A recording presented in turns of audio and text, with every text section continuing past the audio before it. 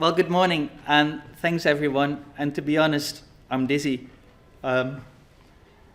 because we had so much information already and so much inspiring information. I was asked to do a presentation on tell us how great Amsterdam is and show us your great stuff.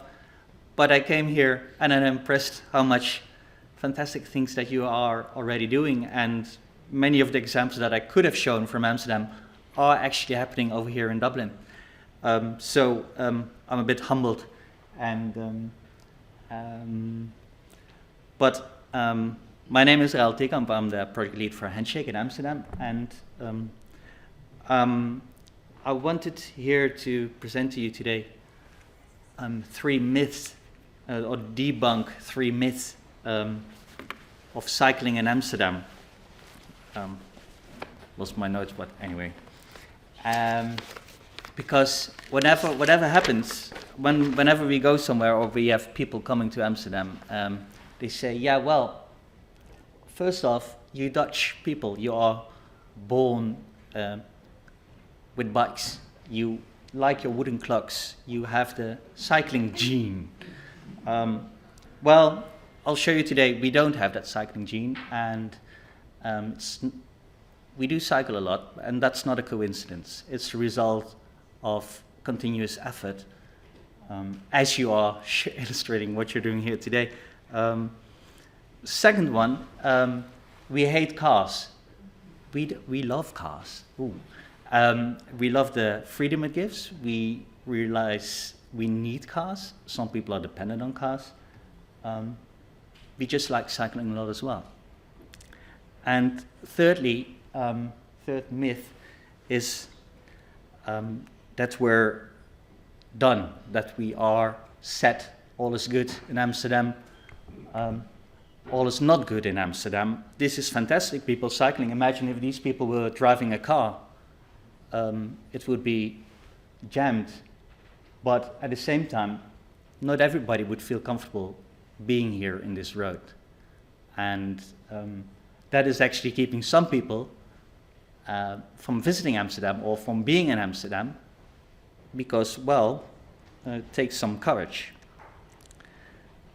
So before debunking those myths,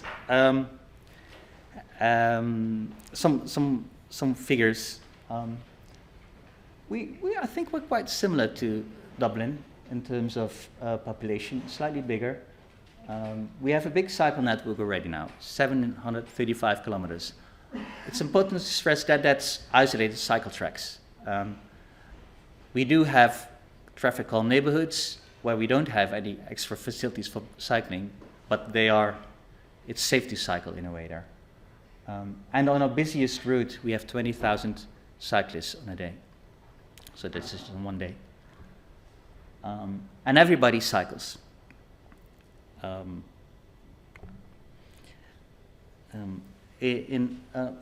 the citizens of Amsterdam, you'd see about 1/3 uses the bike for the day trips. It varies within the city, though. Some parts are even over 60%. Some parts are lower.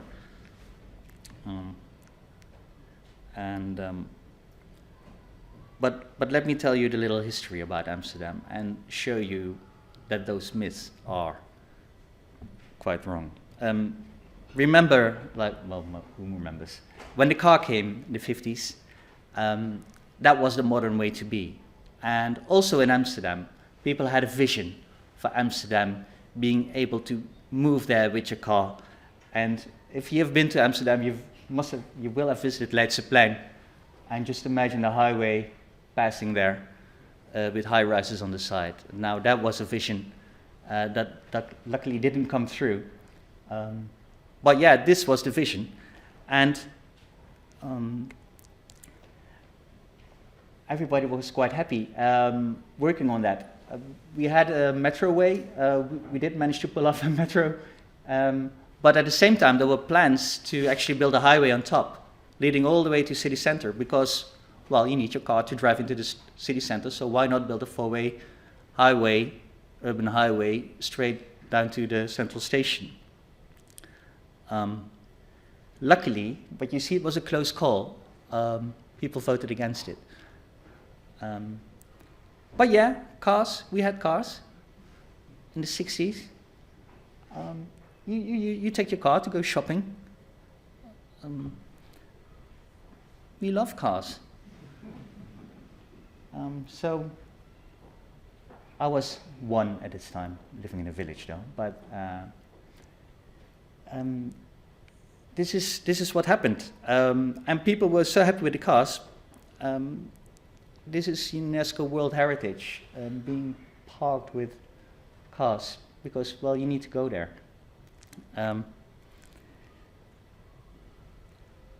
We can go on like this.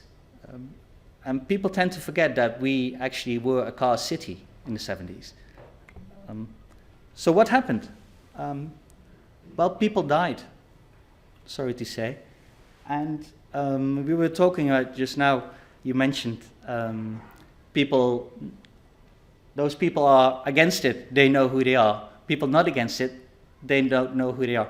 But in Amsterdam, in the Netherlands, at some point, the people that knew, other people in favor of cycling knew who they were, and they gathered.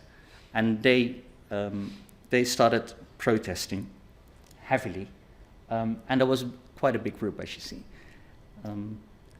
There were grassroots developments. Of course, this was, the 60s, 70s, right? So activism was quite big, but quite radical as well, saying stop the child murder, because nationwide, 3,500 people were dying every year, killed in traffic.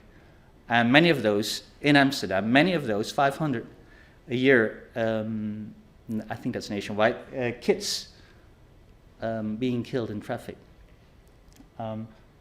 So that's when the protests came, and that's when also political awareness grew that something needed to be done. You can't just allow for those cars. And that kind of put cycling on the agenda. You have seen modern version of this picture. Well, we had it back there in the 80s. Cyclist Union helping us there. And they helped us, actually the Cyclist Union helped us putting cycling on the agenda. And mind you, in those years, in the 80s, 90s, we didn't have much knowledge yet on cycling.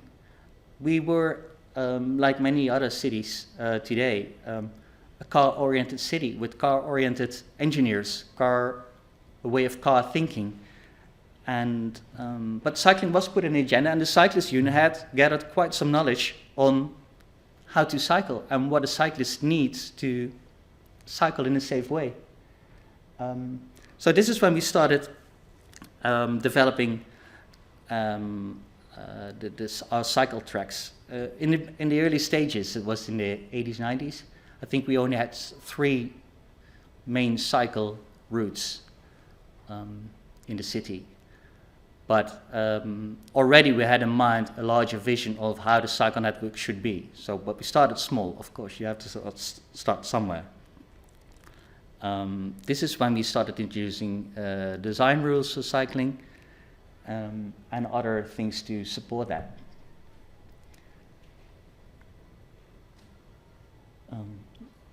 So the Cyclist Union really helped us with doing very practical measures that you could implement on the street for safe cycling. So you see protected cycle lanes on a bridge, you see measures to avoid car parking, just like you are showing us today.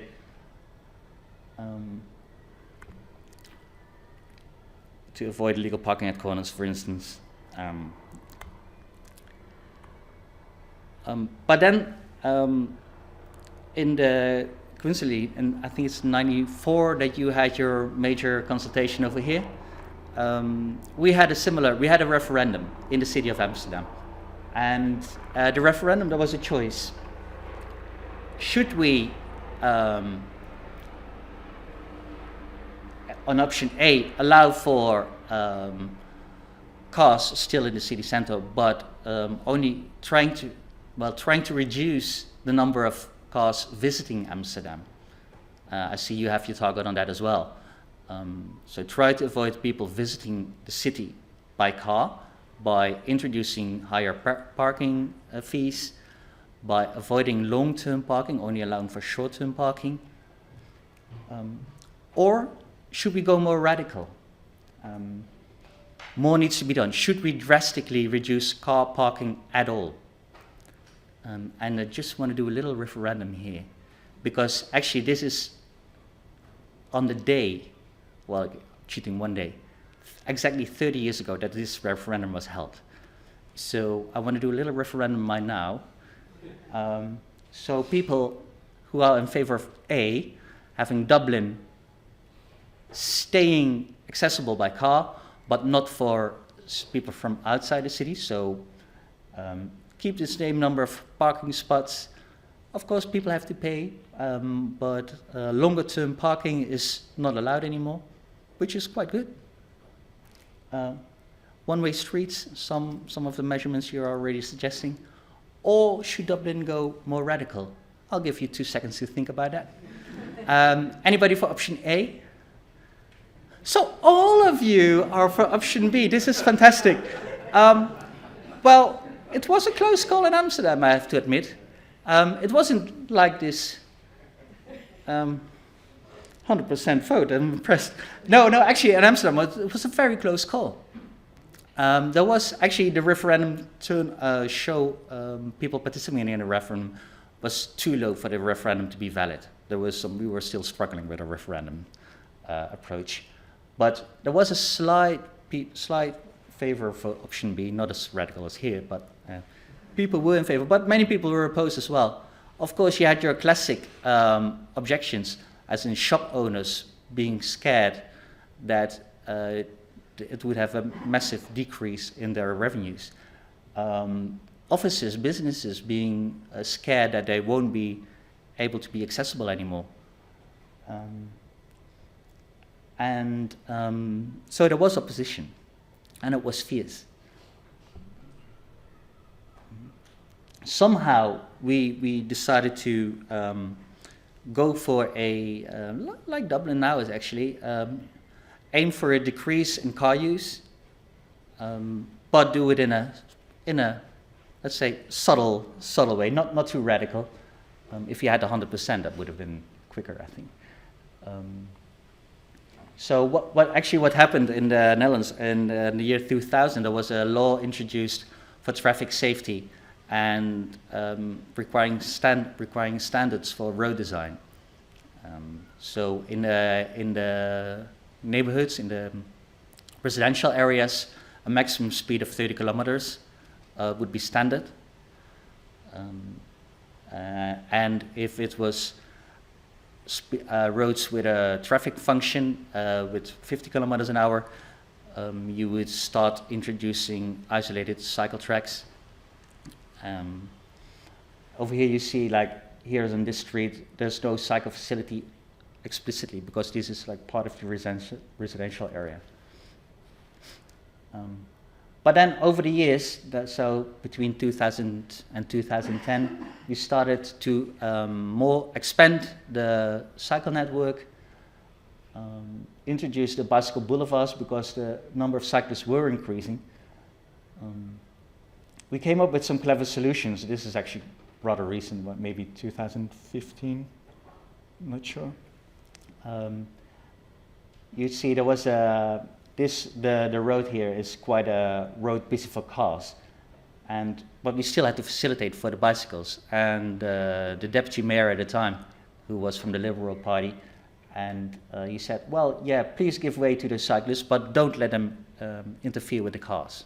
So the cars should keep running without any problems. So we tried to optimize this junction for cyclists without reducing green time for traffic. And if you notice carefully, you see a wider, wait, I have a pointer here. You see a wider space here, and it ends up smaller there, so people can line up wide, and the quicker ones can overtake cyclists. Similar on the other side, you see this is small and this is wide. Allowing for more cyclists at the same amount of green time. Anyway, more on that if you want to. Anyway, then that's when we could really start investing in bicycle infrastructure. This we have a whole story to tell about how we deal with cycling on the rail stations and cycle parking. But because it's a complex situation, preparations took a really long time, mostly getting all the different actors there lined up. The track owner, railway station, municipality, national government, all those people need to work together, and there's a whole story to tell about that, which we'll do on a cycle tour, I think, in the coming week. And remember those myths that were done? We're not done, and we're still actively investing in cycling and working on reducing car traffic. So we had this is city center of Amsterdam. We had some major road closures for cars over the last decade. Actually, later this week, our deputy mayor of the time will join us online, and maybe he can explain how we pulled this off. Interestingly enough, he's from a right-wing party, but he took some pretty drastic measures to reduce car traffic. And we're still working on that. So there's the Weesperstraat, which is like a major 2-lane each-way road leading to the city center. There may be experiments. We're just in a change of municipality now, but we will be experimenting with that, trying to close it off and see what happens. It would be interesting to hear what your High Court would have to say on that in terms of traffic. When you mentioned that, my mind was like, oh no, maybe you could do this and that and that. We will need to discuss this over the week to help you with that battle. Anyway, if I have some more time, we have some more time, so I'll show you some slides of our current agenda for the livable and accessible city, which actually consists of 5 goals, and I don't need to explain those goals to you because your mayor just mentioned it. Everybody just mentioned it, so you are all aware of the goals that we are working on, and good to know that we have a similar agenda, and so basically to get more space for spending a lovely time in your city.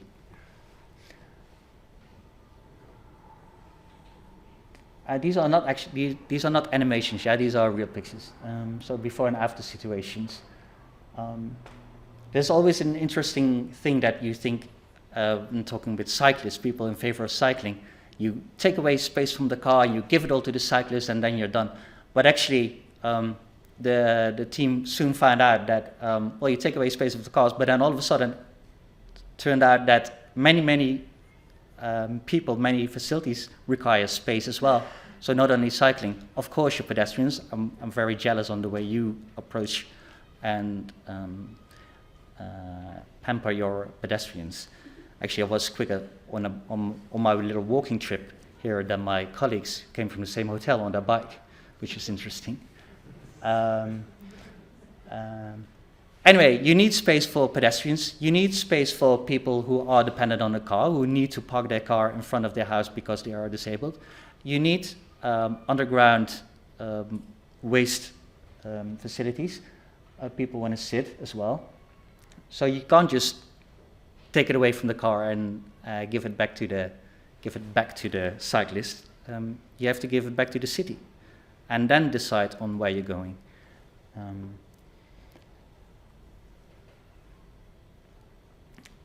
Of course, there's another one who always wants a bit more space. Like you have your buses, we have our trams and the public transport system. You want to provide good public transport, but there's a balance to be found. And this is one of the road closures that I mentioned earlier. So before you could come there with car. Now you're not allowed to drive there anymore. And actually, maybe now addressing that point, one of the analysis that we did before a road closure or making a big cycling route there is first we did a thorough analysis on who's actually using that road and where are those people coming from and where are they heading.